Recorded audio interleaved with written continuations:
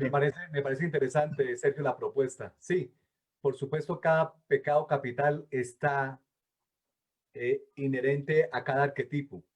Podemos verlo fácilmente en el rey y el amante a través de la lujuria y la gula, por ejemplo, y a través también de la pereza. Marco. Sí, la desconexión, Alexander, por la desconexión que se da, y creo que ahí viene el tema de la soberbia, ¿no? El pecado capital de la soberbia. Hay una desconexión entre la cabeza y el cuerpo, en esta parte emocional. El gobernante empieza a desconectarse de sí mismo y empieza a elevarse sobre los demás, de tal manera que ya deja de ser orgánico o organísmico, ¿no? Igual los clérigos, igual es lo mismo, hay una desconexión. Inclusive a mí me llama muchísimo la atención la sotana de los sacerdotes, ¿no? Donde se esconde toda esta parte orgánica, toda esta parte corporal, y empiezan a partir del cuello hacia arriba, solamente con el pensamiento y con esta ilusión, ¿sí? de conexión y de ser el mecanismo, el teléfono celular de conexión para el pueblo, ¿no? ¿Sí? Entonces, yo creo que tiene que ver con la soberbia. Y estamos hablando de que no todos, ¿no? Estamos de acuerdo. Hay buscadores serios, hay buscadores de la parte espiritual, de la parte moral, sí los hay. Sin embargo, bueno, pues estamos en este mundo en la casa del jabonero, ¿no? Y el que no cae resbala y hay que estar muy conectados con los sentimientos y las pulsiones conscientes e inconscientes día a día, ¿no? Ese mismo bajo porcentaje de los clérigos, como llama Marco, ¿también pasa en los políticos? ¿Será que así como hay un mínimo porcentaje en la parte de los 7 pecados capitales, en la parte religiosa, también pasa en los políticos? Cuando en Latinoamérica es el gran cáncer social, tenemos que chequear eso. Tenemos que chequear eso porque a nivel de ética no podemos, yo creo que no podemos caer en cosas, en minucias porque Colombia, y yo siento también que México, la parte ética está completamente a nivel de institución política desdibujada. Y se dice que el cáncer, la corrupción es el peor cáncer social que hay y es el que lleva a la pobreza de estos países que son ricos en muchas cosas. Bueno, pero ahí vamos metiéndonos en cada pecado capital, porque tiene que ver con lo que dice Marco, tiene que ver con la soberbia, tiene que ver con la avaricia de poder, completamente de acuerdo. Metámonos a las preguntas porque hay muchas preguntas. Cuando una persona está en pecado capital, ¿tiene conciencia que está cometiendo un pecado? Pregunta del público. Cuando yo estoy cometiendo un pecado capital, ¿lo puedo hacer teniendo la conciencia de que lo estoy cometiendo?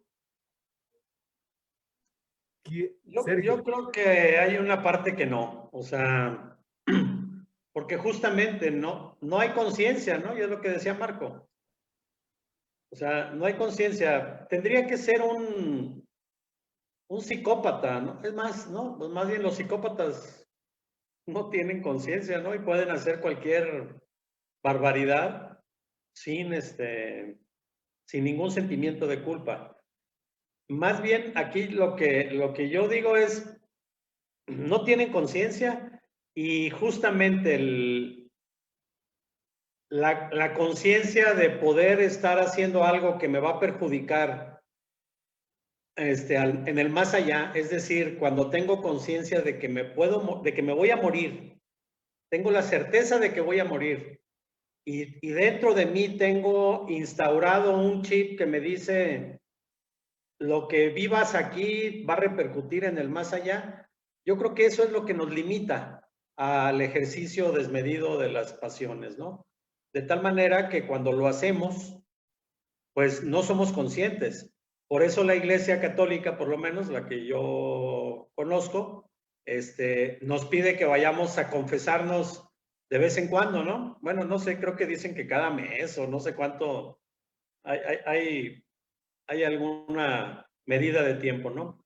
Pero justamente la confesión en ese sentido sería hacer un acto de conciencia, así me lo enseñaron, hacer un acto de conciencia de decir, lo que hice en esta semana o en el mes pasado, hubo 3 veces en que cometí lujuria, ¿no?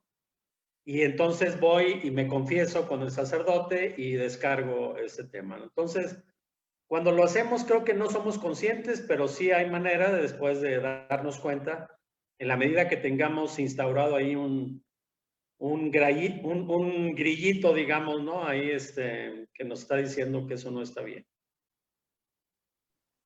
Puede haber conciencia, pero gana el placer de la satisfacción del acto, ¿no? Puedo darme cuenta. Y en ese sentido, el confesionario, hablando de la Iglesia Católica, no sé si en otras religiones exista ese ejercicio, es un asunto de higiene también. Pongo afuera lo que está dentro. Y el hecho de que el sacerdote me ponga una penitencia de irme de rodillas de afuera de la manzana de la iglesia, es una forma de expiar, es una forma de sacar, es una forma de poner afuera, de pagar, ¿sí?, esta culpa. Y bueno, todo esto que le sigue a esto que se le llama sacramento en la Iglesia Católica. Y bueno, habrá otros ejercicios similares en otras iglesias. Pero también lo es el consultorio, ¿sí? Voy y expongo en el consultorio, ¿sí?, esto que no me trae, me trae inquieto, ¿sí? Y entonces, con la ayuda del terapeuta, voy confrontando estas ideas, estos sentimientos, estas emociones, estos pensamientos, y a partir de ahí, bueno, pues entonces empiezo a cambiar o a reafirmar ciertas conductas, pero los pecados capitales, pues son vicios. Y la diferencia, la característica del vicio es que dejo de hacer lo que tengo que hacer para mi propio crecimiento, ¿sí?, por irme por esa adicción, por ese vicio, por ese pecado, como le querramos llamar. Gracias, muy interesante. Yo solo respondería: a mayor nivel de conciencia, a mayor nivel de evolución, menos pecados capitales. Yo lo concluiría así. Entre la persona esté más conectado con la responsabilidad de su vida y de quienes lo rodea, menos pecados capitales.